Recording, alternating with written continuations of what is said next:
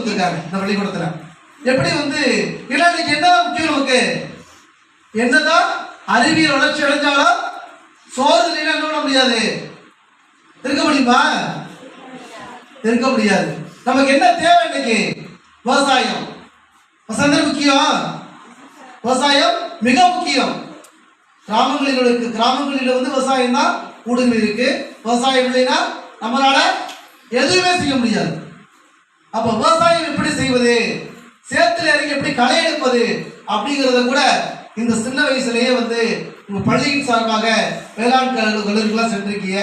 சென்று அதெல்லாம் நீங்க பார்த்துருக்கீங்க அப்படிங்கிற செய்தி கேட்கும்போது மிகுந்த சந்தோஷம்.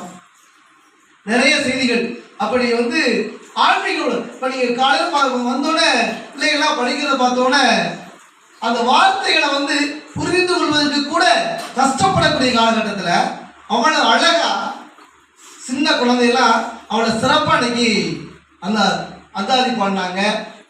அவ்வளோ சிறப்பாக இருந்துச்சு. உண்மையிலேயே தேவாரம். அப்போ ஒரு ஆன்மீக கல்வியை கற்றுக் கொடுக்குறீங்க.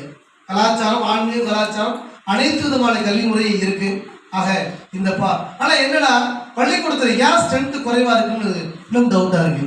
இவ்வளவு தூரம் வந்து சிறப்பான முறையில காரணம் வந்து அரசு பள்ளிக்கூடம் தானே அப்படிங்கிற எண்ணம் மக்கள் மத்தியில இன்னும் இருக்கு. அந்த முறையை மாற்றுவதற்கு உங்கள் தலைமை ஆசிரியர்கள் எவ்வளவு தூரம் முயற்சிகளை மேற்கொண்டு வருகிறார். அந்த முயற்சி கண்டிப்பான முறையில சீக்கிரம் வெற்றி அடையும். ஆடுவோமே பள்ளு பாடுவோமே ஆனந்த சுதந்திரம் அடைந்து விட்டோம் என்று சுதந்திரம் அடைவதற்கு முன்னதாகவே சுதந்திரம் அடைந்து விட்டதாக மகாகவி பாரதி பாடுவான். அவன் கண்ட கனவு நினைவாகிவிட்டது. அதை போல உங்கள் தலைமை ஆசிரியர் கண்ட கனவும் இனிதே நிறைவேறும் என்கிற நம்பிக்கையோடு எனக்கு வாய்ப்பளித்தமைக்கு நன்றி பாராட்டி நன்றி வணக்கம்.